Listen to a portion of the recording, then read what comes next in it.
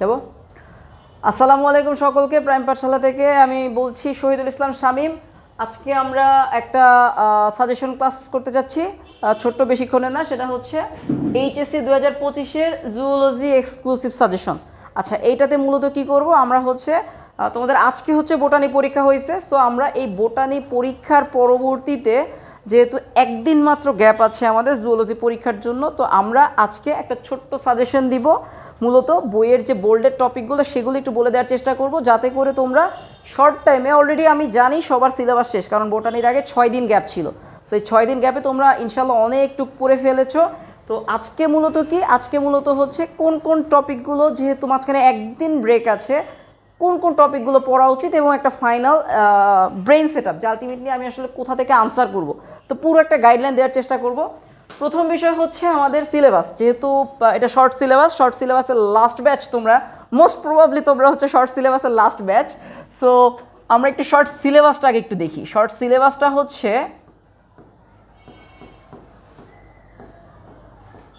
আমার টোটাল বইয়ের মধ্যে 7টা চ্যাপ্টার আছে। Chapter 1, chapter 2, chapter 3, chapter 4, chapter 5, chapter 7 এবং চ্যাপ্টার 11। টোটাল 7টা চ্যাপ্টার আছে। খুব সিম্পল আইডিয়া, 7 চ্যাপ্টারে আমার 8টা সৃজনশীল আসবে, আমাকে 5টা আনসার করতে হবে। তো কোশ্চেন হচ্ছে আমি কোন কোন চ্যাপ্টার থেকে আনসার করব, এইটা নিয়ে আমাদের মধ্যে নানান ধরনের কনফিউশন আছে। প্রথম বিষয় একটু বলি, সৃজনশীল আনসার করব কোত্থেকে? সৃজনশীল আনসার করব চ্যাপ্টার 2 থেকে, চ্যাপ্টার 3 থেকে, চ্যাপ্টার 4 থেকে, চ্যাপ্টার 5 থেকে এবং চ্যাপ্টার 11 থেকে। টোটাল 5টা চ্যাপ্টার দাগাই দিলাম, চ্যাপ্টার 1 বাদ এবং 7 বাদ। চেষ্টা করবা চ্যাপ্টার 1 এবং 7 থেকে সৃজনশীল আনসার করতে না। কেন? প্রথম বিষয়, অনেকে টার্গেট করে করব, কিন্তু হাড্ডি এবং চ্যাপ্টার 1-এর যে প্রাণীর বৈচিত্র্য এবং বিভিন্নতা শ্রেণীবিন্যাস, এইখানে আনসার করতে গেলে আনসারগুলো একটু শর্টেস্ট হয়ে যায় এবং আমাদের টিচারদের অনেক সময় হয়তো আনসারটা পছন্দ নাও হইতে পারে, এই জন্য নাম্বার 1-2 কমে যেতে পারে। সো তোমার এ প্লাসে ওভারঅল যাদের বোটানি পরীক্ষাতে একটু সমস্যা হয়েছে, তো তাদের ক্ষেত্রে একটু সমস্যা হইতে পারে। সো বেটার তুমি চ্যাপ্টার 1 এবং চ্যাপ্টার 7 সৃজনশীলের জন্য স্কিপ করো। তুমি চ্যাপ্টার 2, চ্যাপ্টার 3, চ্যাপ্টার 4, চ্যাপ্টার 5 এবং চ্যাপ্টার 11 এইটা ক্রিয়েটিভের জন্য সিলেক্ট করবে, অর্থাৎ সৃজনশীল এখান থেকে আনসার করব। ওকে, তো আমি একটু চ্যাপ্টার ধরে ধরে তোমাদেরকে একটু বলার চেষ্টা করি যে আসলে কোথা থেকে আমরা কিভাবে যাব। প্রথম বিষয় আমার চ্যাপ্টার 1। চ্যাপ্টার 1 থেকে আমরা কি কাজ করব? চ্যাপ্টার 1 থেকে যেহেতু বললাম আমি কোনো সিকিউ আনসার করব না, এটা সাজেশন। আমরা শুধুমাত্র এমসিকিউর জন্য চ্যাপ্টার 1 পড়ব। এটা বোধ তোমাদের অ্যাডমিশন এবং এইচএসসি দুইটার জন্যই বেটার। সো প্রথম বিষয়, যেহেতু সিকিউ আনসার করব না, চ্যাপ্টার এমসিকিউর জন্য পুরো চ্যাপ্টারটা পড়তে হবে। তো যেহেতু অলরেডি আমি জানি অলরেডি অনেকে পড়ে ফেলছো, সো এখন আসলে এক রাতে এত কিছু পড়া পসিবল না। তুমি যেটা করবা, যে কোনো একটা প্রশ্ন ব্যাংক, যার হাতে যে প্রশ্ন ব্যাংকটা আছে, যে অলরেডি যেই টেস্ট পেপারটা পড়ে ফেলছো এই চ্যাপ্টারের, ওইখানে তুমি দেখবা নিয়ারলি একদম বোর্ড প্রশ্ন থেকে শুরু করে বিগত বছরের টেস্ট পরীক্ষার প্রশ্ন, মোট সব কিছু মিলে মোস্ট প্রবাবলি 120টার বেশি প্রশ্ন কোথাও নাই আসলে, 120 থেকে 30টা। তুমি যেটা করবে, আজকে এক টান দিয়ে অলরেডি একবার পড়া আছে আমি জানি, তো তুমি এক টান দিয়ে 120-30 যে কয়েকটা থাকুক তুমি পড়ে ফেলবে। সো পড়ে যাতে বোর্ড প্রশ্নগুলো পারতপক্ষে যেগুলো ভুল হয় বারবার সেগুলো মুখস্থ করে ফেলো আজকে। সো এইভাবে তুমি চ্যাপ্টার 1টা শেষ করো। আর স্পেসিফিক্যালি এখানে তুমি যদি একটু ভালো করে পড়ার জন্য দুইটা জায়গা বলবো, আমি হচ্ছে তোমাদের গাজী আজমল স্যারের বইতে এখানে 2টা ছক আছে, একটা হচ্ছে আমার কর্ডাটার ছক, একটা হচ্ছে নন কর্ডাটার ছক। 2টা ছকেই তোমার একটা ছকের বাম পাশে কলামে হচ্ছে Porifera, Cnidaria, Platyhelminthes, nematoda, Annelida, এই জিনিসগুলো দিয়ে আমার হচ্ছে মাঝখানে বৈশিষ্ট্যগুলো দেওয়া আছে এবং ডান পাশে উদাহরণগুলো দেওয়া আছে সাইন্টিফিক নাম সহ। তুমি বাংলা নামটা পড়বে ভালো করে, সাইন্টিফিক নাম যারা পারো না আজকে আর কষ্ট করে মুখস্থ করার দরকার নেই, বৈশিষ্ট্যগুলো খুব ভালো করে পড়ে ফেলো। সো এইভাবে পড়ে চ্যাপ্টার 1টা শেষ করো, for MCQ not for CQ. Okay, chapter 2। আচ্ছা, চ্যাপ্টার 2টা একটু বড়, আমরা সকলেই জানি। চ্যাপ্টার 2তে 3টা টপিক আছে। চ্যাপ্টার 2 এর প্রথম টপিকের নাম হচ্ছে হাইড্রা, পরের টপিকের নাম হচ্ছে ঘাসফড়িং এবং লাস্ট টপিকের নাম হচ্ছে রুই মাছ।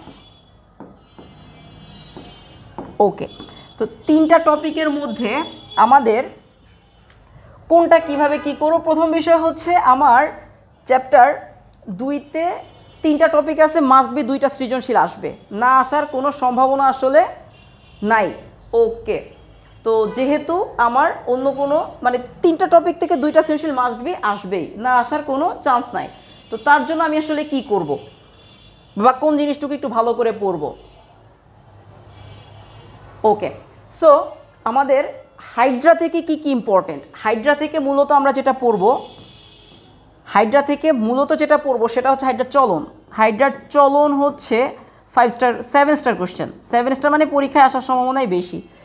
মিস যদি হয়ে যায় সেক্ষেত্রে কি আসবে, আচ্ছা এটা সৃজনশীলের 4 মার্কের প্রশ্ন আসবে চলনটা। সো চলনটা প্রথমে পড়ে ফেলবো হাইড্রার। দ্বিতীয় বিষয় হচ্ছে হাইড্রার 2 মার্কের একটা প্রশ্ন আসে, সেটা হচ্ছে মিথজীবিতা। মিথজীবিতা এইটাও মোটামুটি 7 স্টার প্রশ্ন।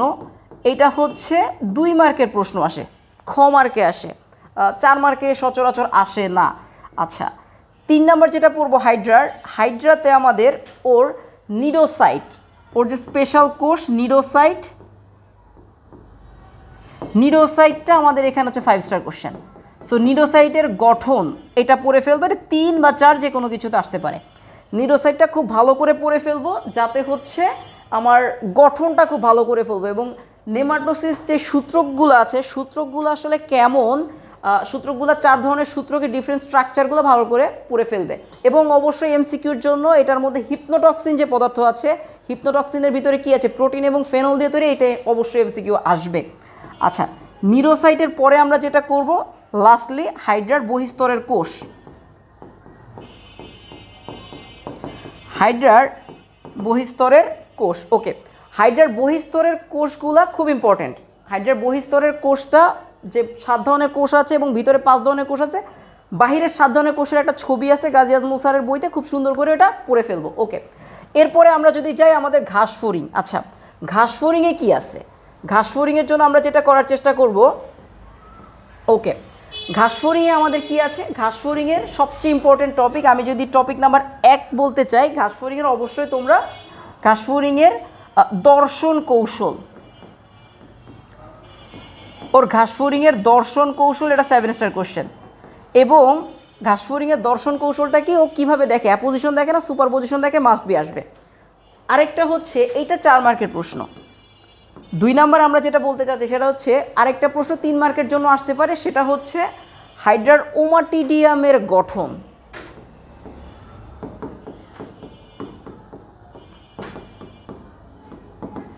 সো ওমাটিডিয়ামের গঠনটা এইটা হচ্ছে 5 স্টার কোশ্চেন, এটা গঠন 3 মার্কের জন্য আসতে পারে।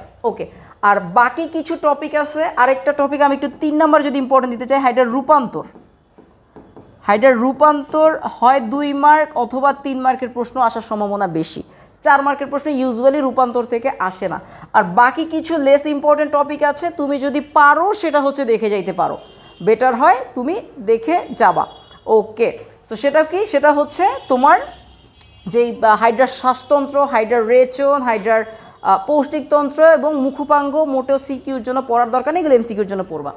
ফাইনালি হচ্ছে আমার রুই মাছ। রুই মাছের জাস্ট একটা টপিক ভালো করে পড়বা, সেটা কি, সেটা হচ্ছে এটার ভেনাস হার্ট, এটার হৃৎপিণ্ডের মধ্য দিয়ে কীভাবে কার্বন ডাইঅক্সাইড যুক্ত রক্ত যায় সেটা একটু ভালো করে পড়তে হবে। সো এইটা হচ্ছে আমাদের রুই মাছের পর্যন্ত গেল। এবার আসি চ্যাপ্টার 3। চ্যাপ্টার 3-এ আমরা আসলে কি করব, চ্যাপ্টার 3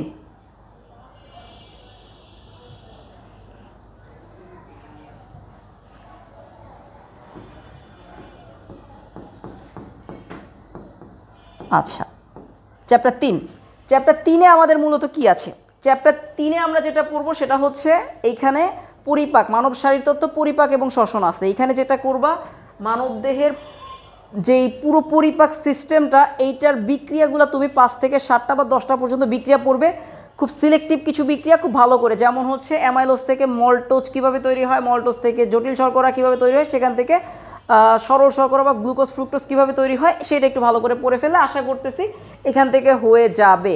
এবং অবশ্যই এখান থেকে 2-3টা টপিক একটু উপর থেকে দেখে যাবা, সেটা হচ্ছে যকৃত এবং হচ্ছে দাঁত এবং হচ্ছে আমাদের যে বাকি জিনিসগুলো আছে এই চ্যাপ্টারের মূলত বিক্রিয়াটা, পরিপাক যেই পুরো প্রসেসটা একটু ভালো করে দেখে যাবা। আর এমসিকিউর জন্য দাঁতটা ইম্পর্টেন্ট, ডেন্টাল ফর্মুলাটা দেখে যাবে। এমসিকিউর জন্য তোমাদের যকৃত এবং অগ্নাশয়ের যে 4 ধরনের কোষ আছে, alpha cell, beta cell, gamma cell, delta cell, এগুলো একটু দেখে যাবা কোনটা থেকে কী নিঃসৃত হয়। আচ্ছা, এটা হচ্ছে চ্যাপ্টার 4। চ্যাপ্টার 3, চ্যাপ্টার 4-এ আমাদের কি পড়বো আমরা? চ্যাপ্টার 4। চ্যাপ্টার 4 হচ্ছে মানব শারীরতত্ত্ব, রক্ত এবং সঞ্চালন। এখানে অবশ্যই আমি যেটা করার চেষ্টা করবো সেটা হচ্ছে হৃৎপিণ্ডের ছবিটা আরেকবার আঁকার চেষ্টা করবো। কালকে সকালে বা দিনের বেলা যখনই তুমি সময় পাও অবশ্যই হচ্ছে পুরো হৃৎপিণ্ডের খুব সুন্দর করে ছবিটা আঁকবে, এবং অবশ্যই ছবির অ্যারোগুলো দিতে ভুলবে না, কোথা থেকে কোথায় যাচ্ছে হৃৎপিণ্ডের ছবি। এখানে হৃৎপিণ্ডের জন্য তোমরা আরও কয়েকটা জিনিস পড়বা। হৃৎপিণ্ডের মায়োজেনিক নিয়ন্ত্রণ, এখানে যে SAN, AVN, পার্কিনজি তন্তু এবং বান্ডেল অফ হিজ আছে, এটার অবশ্যই ইম্পর্টেন্ট। এইটা ভালো করে আরেকবার আঁকায় যাবা, হৃৎপিণ্ডের ছবির সাথে এটা একটু আঁকানোর প্র্যাকটিস করবা। ওকে, এবং পরবর্তীতে আমাদের হৃৎপিণ্ডের পুরো হৃৎপিণ্ড কীভাবে কাজ করে, পুরো হৃৎপিণ্ড কীভাবে কোঅর্ডিনেট করে কাজ করে সেটা ইম্পর্টেন্ট, এবং 2 মার্কের প্রশ্নের জন্য তুমি ব্যারো রিসেপ্টরের ভূমিকা পড়তে পারো। ওকে, আর রোগগুলা দেখে যাবা। রোগগুলো অলরেডি কি কি সমস্যা হয়, অ্যানজাইনা হলে কি কি চিকিৎসা করতে হয়, সো রোগগুলো একবার দেখে যাব। মোটামুটি এর মধ্যে হয়ে যাবে আশা করতেছি, এবং অবশ্যই একটা সৃজনশীল আমরা চ্যাপ্টার 4 থেকে আনসার করব। চ্যাপ্টার 5 খুবই ছোট চ্যাপ্টার, মানব শারীরতত্ত্ব, শ্বসন, ফুসফুস মূলত। তো এই চ্যাপ্টারে কি আছে? চ্যাপ্টার 5-এ মূলত আছে হচ্ছে আমাদের তেমন কিছুই না। এইখানে ফুসফুসের যে গঠনটা আসলে কোথা থেকে কোথায় যাচ্ছে, বাতাস প্রথমে বাইরে ছিল, পরে আমার মুখের মধ্যে ঢুকছে, পরে কই জানি ঢুকে, এটা তোমরা ভালো করেই জানো। সো ব্রঙ্কিওল, ব্রঙ্কাস, অ্যালভিওলার নালী, থলি, অ্যালভিওলাই। সো এই পুরো প্যাটার্নটা খুব ভালো করে পড়বে, এবং শেষে এটা হচ্ছে আমার 7 স্টার কোশ্চেন, এবং এই চ্যাপ্টারে 5 স্টার একটা কোশ্চেন আছে একটু নিচের দিকে, সেটা হচ্ছে অক্সিহিমোগ্লোবিন, অক্সিজেন কিভাবে হিমোগ্লোবিনকে ক্যাপচার করে নিয়ে আসে, অর্থাৎ হিমোগ্লোবিনের স্ট্রাকচারটা গাজী আজমল স্যারের বইতে খুব সুন্দর করে দেওয়া আছে, সেটা একটু ভালো করে পড়ে ফেলবো। আর এখানে যে ওমাটিডিয়াম মূলত হচ্ছে ওটিটিস মিডিয়া রোগটা খুব ইম্পর্টেন্ট, এবং হচ্ছে সাইনোসাইটিস রোগ, 2টা খুব ইম্পর্টেন্ট এই চ্যাপ্টারে আসে। সো এই 4টা টপিক পড়লে আশা করতেছি তোমাদের কমন পড়ে যাবে। আমরা চ্যাপ্টার 5 গেল, আমাদের চ্যাপ্টার 7-এ যাই আমরা। চ্যাপ্টার 7 হচ্ছে মানব শারীরতত্ত্ব, সঞ্চালন, অঙ্গ সঞ্চালন। সো চ্যাপ্টার 7-এ মূলত কি হয়? চ্যাপ্টার 7-এ হচ্ছে আমাদের, এখান থেকে বারবার বলতেছি MCQ আনসার করবো, শুধু সিকিউ আনসার করার কোনো দরকার চ্যাপ্টার 7 থেকে নাই। ওকে, সিকিউ যদি আনসার করতে চাও একটা অপশন আছে, সেক্ষেত্রে শেষের দিকে তোমাদের কিছু তন্ত্র আছে, কোন লিভার তন্ত্র। সো লিভার তন্ত্রটা একটু দেখে যাব কিভাবে কাজ করে, কোন কবজাগুলো কিভাবে কাজ করে সেটি। আর MCQর জন্য মোস্ট ইম্পর্টেন্ট, মানব শরীরে টোটাল 206টা হাড্ডি, 206টা হাড্ডির প্রত্যেকটা পার্ট একটু ভালো করে MCQর জন্য দেখে যাবে। বিশেষ করে যেমন আমাদের ইয়েতে স্পাইনাল কর্ডের, আমার স্পাইনে হচ্ছে টোটাল যে 26টা থাকে, সার্ভাইকাল, থোরাসিক, লাম্বার, কক্কিক, স্যাক্রাল। সো এটা কোথায় কোনটা আছে, কোনটা 5টা কোনটা 7টা, এটা একটু দেখে যাব। মাথার ক্ষেত্রে হচ্ছে প্যারাইটাল অস্থি কয়টা, ফ্রন্টাল কয়টা, অক্সিপিটাল কয়টা, টেম্পোরাল কয়টা, এগুলো একটু দেখে যাব। তারপরে হচ্ছে হাতের অস্থি, পায়ের অস্থি, এগুলো একটু ভালো করে দেখে যাব। আর অবশ্যই এখানে একটা 7 স্টার MCQ কোশ্চেন আছে, সেটা হচ্ছে তরুণাস্থি যে ডিফারেন্ট টাইপ অফ তরুণাস্থি, সে তো তরুণাস্থি, হায়ালিন। সো এই জায়গাগুলার এক্সাম্পলগুলা MCQর জন্য খুব ইম্পর্টেন্ট, এই জায়গাটা খুব ভালো করে দেখে যাবা অবশ্যই। সো চ্যাপ্টার 7 থেকে আশা করতেছি এর বাইরে খুব বেশি কিছু পড়ার প্রয়োজন নাই। চ্যাপ্টার আমাদের লাস্ট যেটা, সেটা হচ্ছে চ্যাপ্টার 11। চ্যাপ্টার 11 হচ্ছে জিনতত্ত্ব এবং বিবর্তন। প্রথম বিষয় বিবর্তনবাদ, বিবর্তনের সংজ্ঞাটা পুরো ভালো করে, বিবর্তনে কি আছে, বিবর্তনের MCQ দেখবা, জুরাসিক যুগ এটা কত সালে আছে। বেটার হয় তুমি যদি অলরেডি কিছু MCQ বিবর্তন থেকে দাগায় রাখো, বিবর্তন থেকে শুধু MCQ, আর সিকিউর জন্য হচ্ছে বিবর্তন কাকে বলে। আর কয়েকটা MCQ তুমি জাস্ট বিগত যদি দাগিয়ে রাখো সেটা বেটার, ওইটা আরেকবার একটু রিভিশন দিয়ে যাও, ওইটা থেকে সিকিউ আনসার করার দরকার নাই। বাট বাকি যে চ্যাপ্টার ম্যান্ডেলিয়ান ইনহেরিটেন্স বা ম্যান্ডেলের বিবর্তন, এইটা ইম্পর্টেন্ট। এর মধ্যে আমাদের 2টা জিনিস আছে, তোমরা সকলে জানো। 3টা পার্টে যদি আমি ভাগ করে দিই, প্রথমে হচ্ছে ম্যান্ডেলের সূত্র 2টা, প্রথম সূত্র এবং দ্বিতীয় সূত্র। মাস্ট বি দ্বিতীয় সূত্র খুব ইম্পর্টেন্ট। ম্যান্ডেলের দ্বিতীয় সূত্রটা, ডিরেক্ট সূত্রটাই বেশি ইম্পর্টেন্ট। ম্যান্ডেলের ব্যতিক্রমের চাইতে সূত্রগুলো বেশি ইম্পর্টেন্ট হচ্ছে সেকেন্ডটা ভালো করে একটু পড়ে যাও, ব্যাখ্যাটা দেখো এবং পরবর্তীতে প্রথমটা দেখো। এবং দ্বিতীয়টার ব্যতিক্রমের অনুপাতগুলো বেশি ইম্পর্টেন্ট সিকিউর জন্য। আমার ব্যতিক্রমের অনুপাতের সিকিউর জন্য আসলে ব্যতিক্রমের সবগুলো একটু পড়ে রাখলে বেটার আগে থেকে। সো এখন একবার পড়ে যাইতে পারো। আর MCQর জন্য ভালো করে একটু গুলায় যাতে না যায়, কোনটা 9:7 আর কোনটা 13:3, এই দ্বৈত প্রচ্ছন্ন এপিস্টাসিস এবং হচ্ছে আমার প্রোকোটা এপিস্টাসিস এবং এই জিনিসগুলোর মধ্যে খুব মুখবোধির এই জিনিসগুলো একটু গুলায় যাবে। সো এটা ভালো করে বারবার 3-4 বার করে রিভিশন দিয়ে যাও যে অ্যাটলিস্ট এটা যাতে না গুলায় ইয়েগুলো অনুপাতগুলো। আর ফাইনালি পলিজেনিক ইনহেরিটেন্সটা দেখে যেতে পারো 1:4:6:1 এইটা একটু ভালো করে দেখে যাবা যে কীভাবে কাজ করে পলিজেনিক অনেকগুলো জিন কীভাবে কাজ করে। ফাইনালি এমসিকিউ এবং সিকিউ দুইটার জন্য শেষের পার্টটুকু সেক্স লিঙ্ক ডিসঅর্ডার যে 3টা জিনিস আছে, একটা হচ্ছে আমাদের বর্ণান্ধতা, লাল সবুজ বর্ণান্ধতা, এবং হচ্ছে আমাদের বাকি যে টপিক আছে ডুসেনি মাসকুলার ডিস্ট্রফি, এবং হচ্ছে ফাইনালি হিমোফিলিয়া এবং হিমোফিলিয়া বি। এর মধ্যে ডুসেনি মাসকুলার ডিস্ট্রফিটা তুমি আপাতত স্কিপ করতে পারো, আসার চান্স খুব কম। তুমি কালার ব্লাইন্ডনেস এবং হচ্ছে হিমোফিলিয়া দুইটা টপিক একটু পড়ে যাবা। হিমোফিলিয়াটা এমসিকিউর জন্য একটু বেশি, কোনটা হিমোফিলিয়া এ এবং কোনটা হিমোফিলিয়া বি, এটা একটু ভালো করে পড়ে যাবা। আর শেষে রক্তের ব্লাড গ্রুপিংটা তুমি একটু দেখে যাইতে পারো ফর এমসিকিউ ভালো করে। সো আশা করতেছি যেহেতু সময় বেশি নাই, বেশি সময় নষ্ট করে ফোন দেখে আসলে বেশি সময় নষ্ট করার দরকার নেই। সাজেশনটা দেখো ভালো করে, দেখে তোমরা হচ্ছে যে একটু পড়তে বসলে আশা করি ভালো কিছু হবে। সো ধন্যবাদ সকলকে এতক্ষণ আমাদের সাথে থাকার জন্য। প্রাইম পাঠশালা থেকে আন্তরিক ধন্যবাদ জানাচ্ছি।